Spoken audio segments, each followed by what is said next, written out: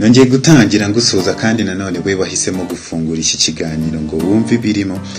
Ndagukangurira no gukora subscribe kuri channel yacu ni The Sunsets kugira ngo ikiganiro nyungura kantu kijye kikugeraho buri gihe kandi uko byifuza. Mu kiganiro cy'uyu munsi nanone hari icyo naguteguriye. Ni ikintu cy'ingenzi cyane mu buzima bwawe rero ku buryo ushobora kukibura ngo ntuzigere ugira icyo ugeraho. Ni ikintu kandi ushobora kubura ukajya uhora ubona abandi bagusiga buri munsi ukibaza ibyo ari byo bikakuyobera. Ngiyo wizeye neza ko ugifite 100%, ukaba ufite umuhate wo gukora ndetse n'intumbero mu buzima, ujye wizera n'100% ko nta kabuza uzagera ku cyo ushaka. Icyo nta kindi ni concentration. Ubundi concentration ni uburyo umuntu avanguye ibintu byinshi biri mu ntekerezo ze akazishyira ku kintu kimwe yahisemo kandi mu gihe runaka yahisemo. Ibi uko ahinduye gahunda yararimo bikamukundira no kubigenza gutyo mu yindi gahunda agiyemo. Concentration rero ni abantu bake ngo uzasanga bayigira imeze neza kandi horaho, kandi abenshi kuba batayigira ngo nuko isaba kwitanga kugira ngo uyibone. Uzumva benshi mu nshuti zawe bakubwira, wenda mwari mufitanye nka gahunda yo kujya gusubiranamo amasomo cyangwa se mwari gusoma igitabo hamwe, akakubwira ati njyewe uyu munsi ndumva nta mood mfite.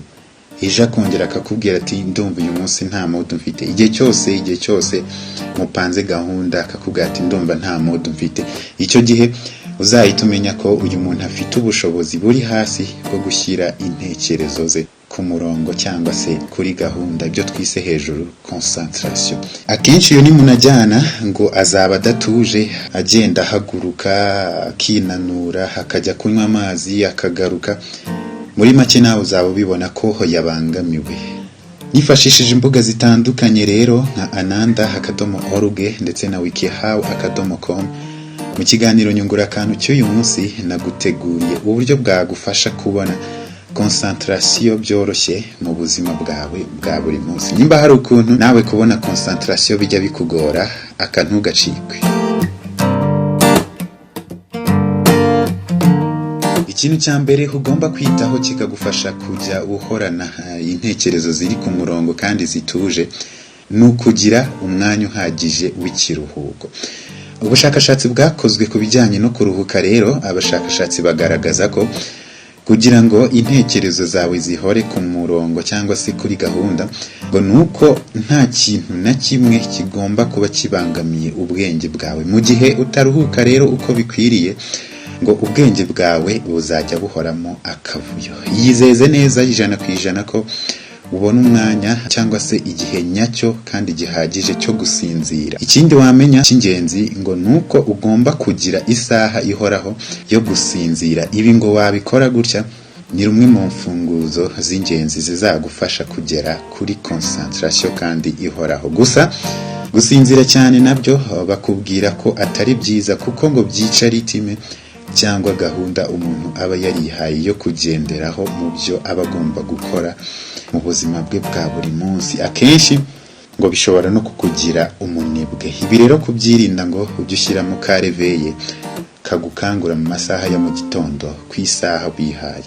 Icya kabiri twihuta mu bintu byagufasha kubona concentration ngo ni ugupanga gahunda y'ibyo ugomba gukora. Igihe cyose uzicara nta gahunda y'ibyo ugiye gukora ufite, niyo hahandi ngo uzisanga ugiye kwisomera ubutumwa bakwandikiye kuri email, wisubirize ubutumwa busanzwe bwa telefone, wandikirane n'abantu kuri WhatsApp cyangwa se unigire kuri internet kandi wari urimo wenda nko gusoma igitabo. Icyo gihe concentration yawe izaba igiye kujya gukora rero igikorwa ngo utapangiye neza muri gahunda zawe, ngo bingana 100% no gutakaza umwanya. Kugira ngo wirinde ibi ngibi rero ukeneye gufata umwanya ugapanga gahunda y'umunsi, kandi ngo jya wizera neza ko washyizemo n'umwanya uhagije wo kuruhuka.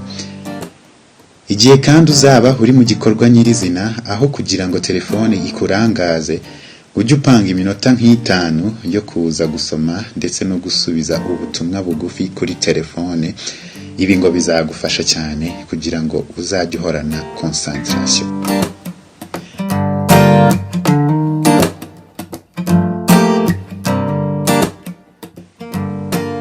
Ikindi uzitaho gukora kikagufasha kubona concentration cyangwa se gushyira intekerezo zawe kuri gahunda, ngo ni ukwitoza gutekereza bucece kugira ngo byumvikane neza.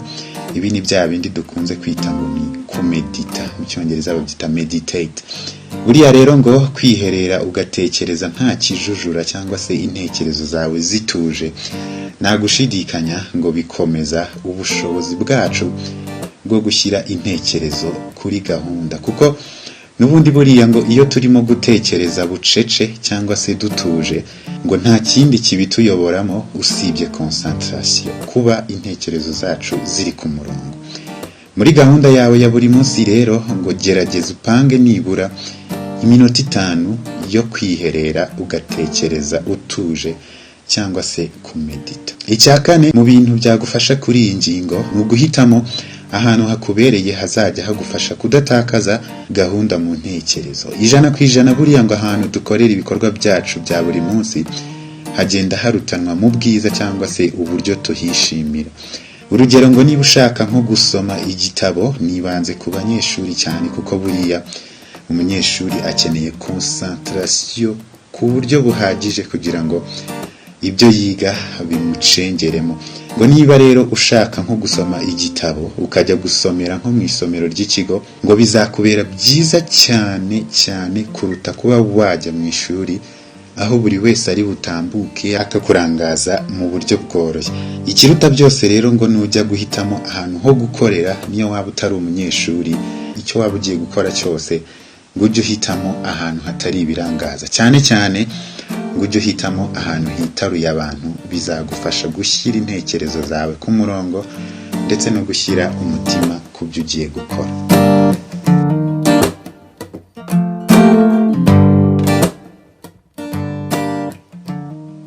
Icya gatanu bakubwira ko cyagufasha rero, barakubwira ngo niba ushaka kumenya uburyo bwo gushyira intekerezo zawe ku murongo, ngo ujye witoza kurya indyo yuzuye kandi umenye urugero rwawe. Kurya ibiryo byinshi rero buriya ngo biremerera cyane igogora, kandi bishobora no kuba byaguteza kujya uhora wumva utameze neza ndetse bikagutera guhorana ibitotsi. Ahubwo ngo kurya ibiryo biri mu rugero kandi bikungahaye ku ntungamubiri bizagufasha kongera ubushobozi bwo guha gahunda intekerezo zacu. Umushakashatsi witwa Thomas Jefferson we yaravuze ati, rimwe na rimwe tujya twicuza kuba twariye uturyo duke, ati nyamara uzavumbura ko ukeneye ifunguro rito cyane kugira ngo wihaze kuruta uko wabitekerezaga. Ngayo nguko rero. Mu gice cya kabiri cy'ikiganiro cyacu rero nzagusobanurira neza uburyo imyitozo ngororamubiri ari ingenzi cyane mu kugufasha kubona concentration.